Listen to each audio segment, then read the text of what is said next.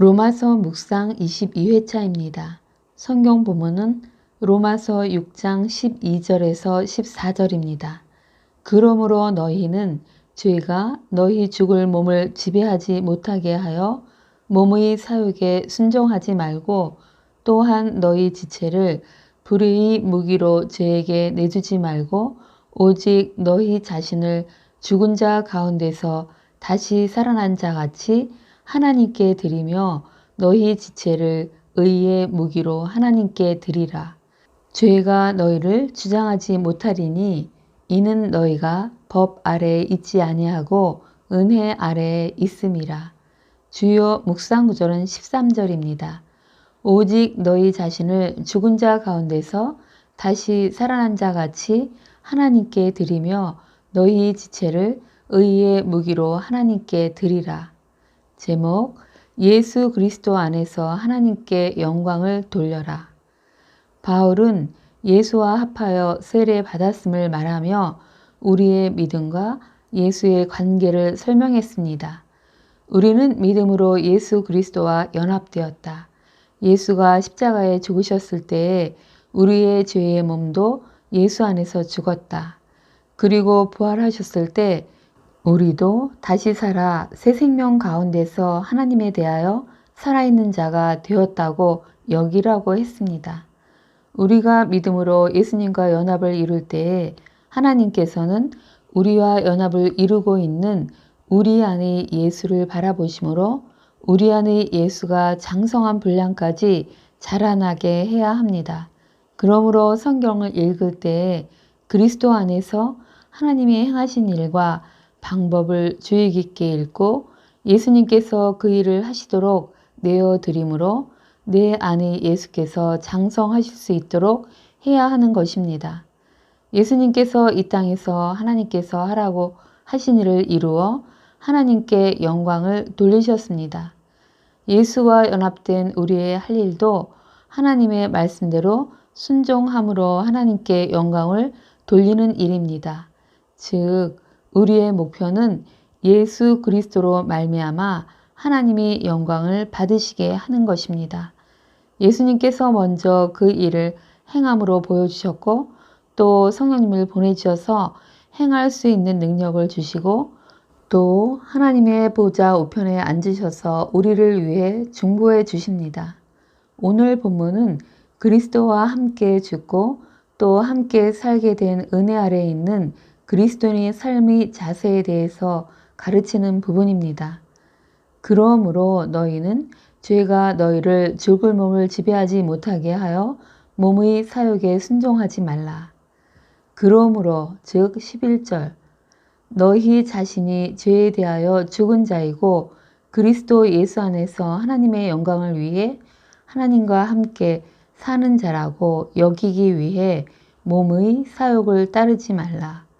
여기서 죽을 몸은 범죄의 결과로 죽게 되어 있는 인간을 의미합니다. 그리스도인은 그리스도와 함께 십자가상에서 죄에 대하여 죽었지만 몸은 결국 죽게 될 몸으로 아직 죽지 않았습니다.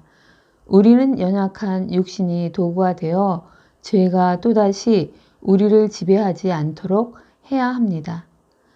13절 너희 지체를 불의의 무기로 죄에게 내주지 말고 오직 너희 자신을 죽은 자 가운데서 다시 살아난 자 같이 하나님께 드리며 너희 지체를 의의 무기로 하나님께 드려라.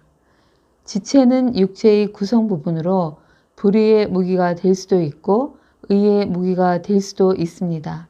바울은 골로새서에서 땅에 있는 지체를 죽이라 곧 음란과 부정과 사욕과 악한 정욕과 탐심이라고 하면서 너희도 전에 그 가운데서 살 때에는 그 가운데서 행하였으나 이제는 너희가 이 모든 것을 벗어버리라. 곧 분함과 노여움과 악의와 비방과 너희 입에 부끄러운 말이라. 너희가 서로 거짓말을 하지 말라.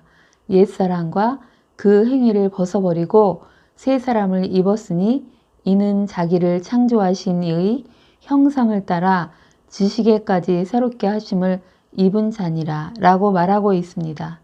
즉 지체로 예컨대 말이나 행동, 감정 표현 등으로 불의를 행하는 것이 아니라 의를 행하여 하나님께 드림이 되게 하라는 것입니다. 14절 죄가 너희를 주장하지 못하리니 이는 너희가 법 아래에 있지 아니하고 은혜 아래에 있음이라. 13절에 너희 지체를 의의 무기로 하나님께 드려라가 명령이라면 죄가 너희를 주장하지 못하리니는 근거이자 약속입니다. 죄가 너를 주장하지 못하게 때문이다. 내가 죄가 너를 주장하지 못하게 할 것이기 때문이다. 이와 관련하여 율법 아래와 은혜 아래의 의미를 살펴보겠습니다. 첫째, 율법 아래.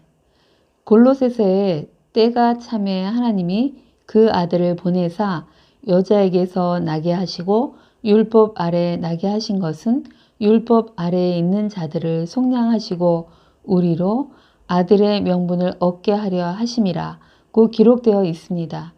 이는 율법 아래에 구원해야 할 사람들이 있어서 하나님의 아들을 율법 아래에 태어나게 하셔서 그들 대신 값을 지불함으로 자유롭게 하고 또 그들을 아들 삼기 위해서라는 것입니다. 율법 아래에 있는 자들은 율법의 요구 전체를 지켜야 합니다. 그래야 의롭게 되어 하나님과 화목할 수 있습니다. 그런데 사람은 육신 때문에 율법의 요구를 이룰 수가 없기에 그것을 하실 수 있는 하나님께서 육신의 모양으로 오셔서 율법의 요구를 다 이루셨던 것입니다. 할렐루야. 우리에게는 이 하나님의 아들의 율법의 의가 필요합니다. 예수 그리스도를 통해 하나님의 의를 받아야 하는 것입니다. 둘째, 은혜 아래. 그리스도는 율법 아래에서 나시고 사셨으며 믿음으로 율법을 완전하게 성취하셨습니다. 그것이 그리스도의 의입니다. 우리는 그리스도를 믿음으로 그 의를 받아서 율법 아래에 있는 상태에서 벗어나게 됩니다. 은혜 아래 있게 되는 것입니다. 은혜 아래 있을 때에 하나님의 진노에서 벗어나고 하나님께서 당신의 능력으로 사람들을 영화롭게 하고자 긍휼을 베푸십니다. 그리고 죄와 감히 맞붙어 싸울 수 없도록 우리를 마비시키고 소망을 파괴하는 죄책이 사라지고 또 하나님은 자기의 기쁘신 뜻을 의지하고 행하도록 우리 안에서 일하십니다. 주님, 예수님께서 율법 아래에 나셔서 그 모든 율법의 요구를 이루시고 예수님을 믿을 때에 그 의를 은혜로 저에게 주셔서 하나님과 화목하게 하셔서 감사합니다. 예수를 믿음으로 은혜 아래에 있게 하시고 하나님의 의가 마음을 변화시키셔서 몸의 지체도 의의 병기가 될 수 있게 때마다 은혜와 긍휼을 베푸시고 또 주님의 기뻐하시는 뜻을 따라 살 수 있게 인도해 주실 것을 믿습니다. 주님, 베드로전서 4장 11절의 말씀을 취합니다. 만일 누가 말하려면 하나님의 말씀을 하는 것 같이 하고 누가 봉사하라면 하나님이 공급하시는 힘으로 하는 것 같이 하라. 이는 범사에 예수 그리스도로 말미암아 하나님이 영광을 받으시게 하려 함이니 그에게 영광과 권능이 세세에 무궁하도록 있느니라. 아멘.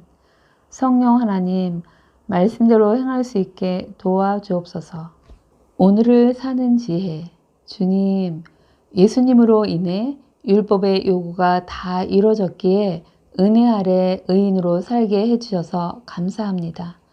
우리의 소망과 인생의 목표가 예수님으로 말미암아 하나님이 영광을 받으시게 하는 것이 되어야 함을 깨닫게 해주셔서 감사합니다.